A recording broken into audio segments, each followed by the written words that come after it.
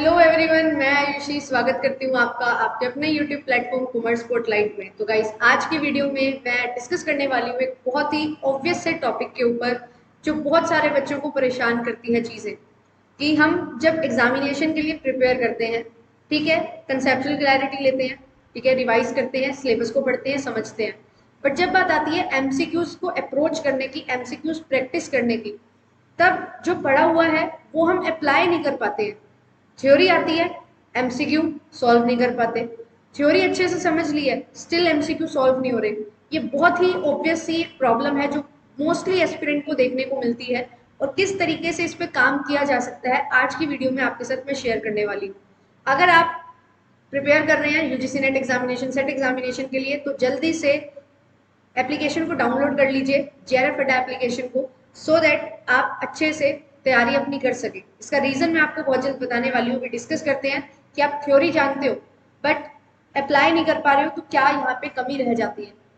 जब भी आप जब प्रैक्टिस करते हो ना, एमसीक्यू बेस्ड अगर आपको पेपर देना है, तो इसके लिए समझना जरूरी हो जाता है कि हमें तैयारी एमसीक्यूज प्रैक्टिस करने से पहले भी करनी है और एमसीक्यूज प्रैक्टिस करने के साथ साथ भी करनी है, और किस तरीके से आप कंसेप्ट को अप्लाई करेंगे उसका एक सेट पैटर्न है।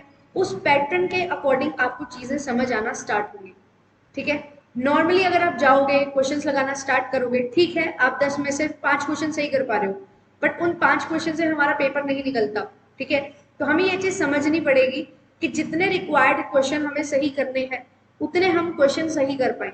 तो जब ये टास्क आता है हमारे पास कि मुझे 150 में से 100 क्वेश्चन सही करने हैं, 110 क्वेश्चन सही करने हैं, तो ये प्रॉब्लम हमें देखने को मिलती है। तो वन बाय वन क्या क्या फैक्टर्स रहते हैं उनको डिस्कस करते हुए चलेंगे।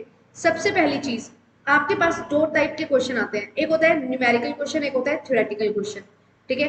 अब न्यूमेरिकल क्वेश्चन को समझने के लिए भी उसके पीछे जो थ्योरी है वो आपको समझनी होती है, और जो थ्योरेटिकल क्वेश्चन आपसे पूछे जाते हैं कि आपने कोई कंसेप्ट पढ़ा है उस पर बेस्ड आपसे क्वेश्चन पूछे जाएंगे। आपको मैं एक चीज बताती हूँ, जब आप पढ़ते हो ना, तो आपको एक टॉपिक दिया जाता है, उस टॉपिक के बारे में बताया जाता है, और उस टॉपिक के बारे में आप पूरा अच्छे से रीड कर लेते हो और समझ लेते हो। बट जो क्वेश्चन के पूछने का तरीका है, क्वेश्चन में आपसे इनकरेक्ट वैल्यू पूछ लेंगे, ठीक है, इनकरेक्ट टर्म पूछ लेंगे, इनकरेक्ट ऑप्शन पूछ लेंगे, साथ ही साथ असर्शन रीजनिंग वाले क्वेश्चन कि किस तरीके से जो एक कंसेप्ट आपने पढ़ा है वो अप्लाई होता है, उसका रीजन आपको दिया जाएगा। तो ये जो चीजें है ना, ये फ्रेमिंग का डिफरेंस होता है। बेशक आपने चीजें पढ़ ली हैं, स्टिल आप इनको सॉल्व करने में एबल नहीं हो पाते हो। उसका एक रीजन ये है कि आप क्या करेंगे, आप जब रीड करते हो सिर्फ आप एक एस्पेक्ट देखते हो उस पर्टिकुलर टॉपिक का, ये टॉपिक दिया है, ये मैंने कवर करना है, आपने उसको कवर कर लिया, बट क्वेश्चन में कुछ चीजें घुमा के पूछी जाएंगी आपसे, क्वेश्चन की फ्रेमिंग अलग तरीके से की जाएगी, तो यहाँ पे आप कंफ्यूज हो जाते हो। तो इनके लिए क्या चीज है, इनके लिए जो आप रीड कर रहे हो ना चीजें, उनको बहुत अच्छे से समझने की जरूरत है, कंसेप्चुअल क्लैरिटी लेने की जरूरत है। और ये मैम कंसेप्चुअल क्लैरिटी आप बोल तो रहे हो कि होता क्या है ये कंसेप्चुअल क्लैरिटी। कंसेप्चुअल क्लैरिटी का मतलब ये है कि आपने कोई टॉपिक पढ़ लिया, अब आप इस टॉपिक को किसी और को पढ़ा सकते हो या नहीं। अगर आप उस टॉपिक को किसी और को बहुत इजीली पढ़ा सकते हो, इट मीन्स आपके पास कंसेप्चुअल क्लैरिटी है। क्योंकि आप जब कोई टॉपिक को किसी को पढ़ाते हो ना, तो आप एग्जाम्पल लेके समझाओगे, आप रिलेट करके पढ़ाओगे, और वो जो रिलेटिविटी है वही हेल्प करती है एमसीक्यूज को सॉल्व करने में। दिस इज फैक्ट, ठीक है। तो ये चीज आपको यहाँ पे ध्यान में रखनी है। दूसरी चीज, मैंने आपको बताया कि न्यूमेरिकल क्वेश्चंस हमारे पास होते हैं, तो न्यूमेरिकल क्वेश्चंस को कैसे सॉल्व किया जाए।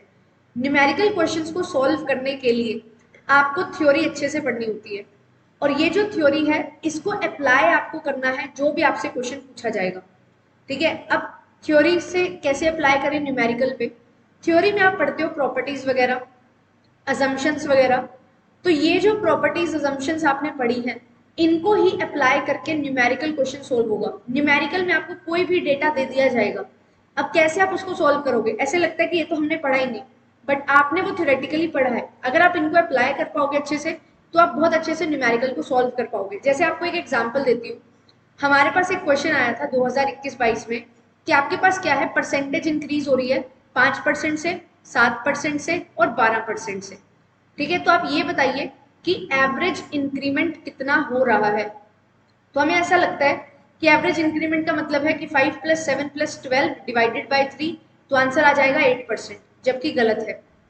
एवरेज इंक्रीमेंट का मतलब तो है, बट यहाँ पे इंक्रीमेंटल ग्रोथ की बात की जा रही है। पहले 5% बढ़ा, फिर 7% बढ़ा, फिर 12% बढ़ा। तो पहले कोई वैल्यू है उस पर 5% बढ़ा, फिर उस 105% पे 107% और बढ़ा, फिर जो वैल्यू है उस पर 12% बढ़ा। तो जब आप इंक्रीमेंटल ग्रोथ देखते हो, जब ग्रोथ पे ग्रोथ होती है, तो हम यूज करते हैं ज्योमेट्रिक मीन। ज्योमेट्रिक मीन हमने ये पढ़ा हुआ है, अरिथमेटिक मीन से क्या होगा, हमेशा छोटा होगा ज्योमेट्रिक मीन। तो आंसर इसका होगा less than 8।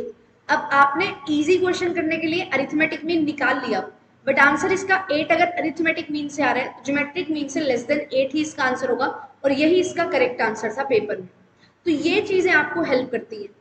Elasticity of demand से क्वेश्चन आते हैं, न्यूमेरिकल क्वेश्चन बनते हैं।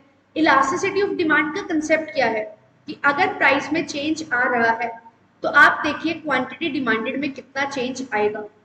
तो आप प्राइस में चेंज देखिए, फिर क्वांटिटी डिमांडेड पे इफेक्ट देखिए। क्वांटिटी डिमांडेड का चेंज प्राइस पे मत देखिए, इससे क्वेश्चन गलत होगा।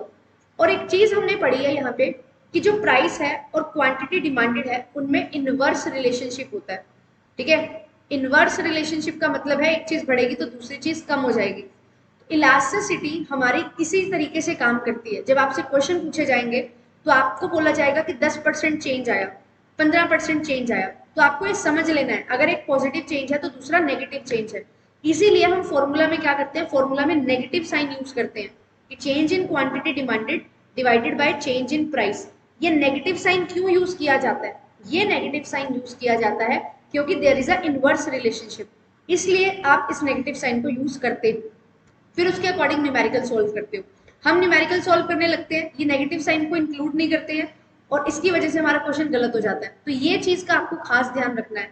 ये चीज होती है कि आप कैसे कंसेप्ट को अप्लाई कर सकते हो, और यही चीजों को आपको ध्यान से समझना है। तीसरी चीज यहाँ पे मैं आपको बताती हूँ जो बहुत ज्यादा इंपॉर्टेंट है, वो है रीडिंग। आप जब एमसीक्यू सॉल्व कर रहे हो, अभी मैंने आपको दो टॉपिक बताए, दो पॉइंट बताए जहां पे आपको एमसीक्यू सॉल्व करने से पहले काम करना है। फिर इसके बाद आता है जब एमसीक्यू सॉल्व आप कर रहे हो तो आपको क्या करना है, reading. At least 2 to 3 times questions को रीड करिए। एक बार देख लिया, वन गो में रीड किया, नहीं समझ आ रहा, दोबारा पढ़ो, अच्छे से एम्फेसाइज करके पढ़ो। स्टिल कुछ भी कंफ्यूजन आ रही है, ऑप्शंस देखे हैं, कंफ्यूजन आ रही है, एक बार और पढ़ो। क्वेश्चन पढ़ा, सोचा, नहीं आया माइंड में कुछ, अगेन क्वेश्चन रीड किया, थोड़ी सी कंफ्यूजन आ रही है, कुछ कुछ क्लैरिटी मिल रही है, ऑप्शंस को पढ़ना स्टार्ट करो। क्वेश्चन को समझ लिया, ऑप्शंस को पढ़ लिया, अब रिलेट करेगा आपका माइंड खुद से। एक बार और क्वेश्चन को रीड करो, एम्फेसाइज करो कि क्या पॉइंट यहाँ पे कीवर्ड मेरे को मिल सकता है, जो ऑप्शंस दिए गए हैं उनमें से किस तरीके से मैं इस चीज को रिलेट कर सकती हूँ, वो चीज आपको हेल्प करेगी। तो रीडिंग एक आर्ट है, ठीक है। जितना टाइम अब प्रैक्टिस करते हुए रीडिंग में लगाओगे उतना ही जल्दी एग्जामिनेशन में क्वेश्चन को अप्रोच कर पाओगे। तो हमेशा ट्राई करो, जब भी आप मॉक टेस्ट दे रहे हो, जब भी क्वेश्चन प्रैक्टिस कर रहे हो, रीड वाइजली, अच्छे से रीड करिए, ध्यान से एम्फेसाइज करके रीड करिए, और कोशिश करिए कीवर्ड्स को फाइंड आउट कर सको, और कीवर्ड्स को ऑप्शंस के साथ मैच कर सको। जितना रिलेट करोगे उतना ही ज्यादा आपके क्वेश्चन को सही करने के चांसेस होंगे। तो ये सारी चीजें आपको ध्यान में रखनी है। अगर आप इस तरीके से करते हो तो बिल्कुल जो आप पढ़ रहे हो ना, वो अच्छे तरीके से अप्लाई भी आप एग्जामिनेशन में कर पाओगे, अपने क्वेश्चन को सॉल्व करते हुए अप्लाई कर पाओगे। ये चेंजेस आपको खुद देखने को मिलेंगे, और ये चीज अपनी हैबिट में लेके आइए। वी हैव 70 डेज, अब 70 दिन है हमारे पास, तो डेली बेसिस पे हमें क्वेश्चन प्रैक्टिस करने हैं, डेली बेसिस पे इन चीजों का ध्यान रखना है कि कैसे आप प्रॉपर्टीज अजम्पशंस का यूज करके न्यूमेरिकल क्वेश्चन को सॉल्व करते हैं, कैसे कंसेप्चुअल क्लैरिटी लेनी है। Conceptual clarity is not about कि आपने पढ़ लिया, समझ लिया, हो गया, नहीं, आप किसी और को समझा पा रहे हो उसी तरीके से जितना आपको समझ आया है, तो कंसेप्चुअल क्लैरिटी है। क्योंकि जितना आपको समझ आया ना, क्वेश्चन में वही चीजें आप अप्लाई करोगे जब सॉल्व करोगे। तो अगर आप किसी और को समझा पा रहे हो, इट मीन्स आप बहुत अच्छे से उस चीज को समझ चुके हो, then go for MCQs. Otherwise दोबारा कंसेप्ट्स पे काम करने की जरूरत है, रिवीजन की जरूरत है, ब्रशअप करने की जरूरत है, अच्छे तरीके से पढ़ने की, समझने की जरूरत है। तो ये चीजों को फॉलो करिए, आपको यहाँ पे बहुत ज्यादा हेल्प मिलेगी। और अब मैंने आपको बोला था जेआरएफ फिट एप्लीकेशन को डाउनलोड कर लीजिए, क्योंकि आपके लिए डेली क्विजेस प्रोवाइड की जाती हैं, यूट्यूब क्लासेस की जो पीडीएफ होती हैं वो आपको मिल जाती हैं, तो आप यहाँ से अच्छे से तैयारी कर सकते हैं। मेरी डेली क्लासेस का टाइमिंग 5 PM है, तो आप मुझे 5 बजे शाम को ज्वाइन कर सकते हैं। कॉमर्स एंड मैनेजमेंट जो भी स्टूडेंट्स हैं दोनों सब्जेक्ट्स के, इनके लिए हम क्लासेस कंडक्ट करते हैं और आपको हर चीज़ कंसेप्चुअल क्लैरिटी के साथ समझाई जाती है, क्वेश्चन प्रैक्टिस करवाए जाते हैं सो दैट आप अच्छे तरीके से क्वेश्चन को समझ लें, कंसेप्ट समझने के बाद उसमें क्वेश्चन में अप्लाई भी कर सकें। तो ये सारी चीज़ें आपके लिए रहती है। कुछ पूछना है आपको इन 2 नंबर पे कॉल कर सकते हैं। और अगर आप चाहते हैं कि बैचेस में एनरोलमेंट होना लास्ट समय है, आप चाहते हो कि मेरे को थोड़ी सी गाइडेंस की ज़रूरत है, अगर मेरे को मटेरियल मिल जाए तो मैं बहुत अच्छे से कर सकती हूँ, तो आप कॉमर्स का बैच मेरा रन कर रहा है, आप उसको ज्वाइन कर सकते हैं। पेपर 1 एंड पेपर 2 का फीस आपके सामने है। वीडियो कोर्स, पीवाईक्यूज, हैंडबुक्स और टेस्ट सीरीज आपको मिल जाएंगी। और कॉमर्स के साथ साथ डिफरेंट सब्जेक्ट्स हैं, उनके लिए भी आप ज्वाइन कर सकते हैं। पेपर 1 पेपर 2 सेपरेटली भी आप बाय कर सकते हैं। ठीक है, और यूट्यूब पे जो मेरी क्लास का टाइम है वो 5 बजे है, तो आप मुझे ज्वाइन कर सकते हैं। थैंक यू सो मच, मिलेंगे आपसे नेक्स्ट वीडियो में। Bye bye.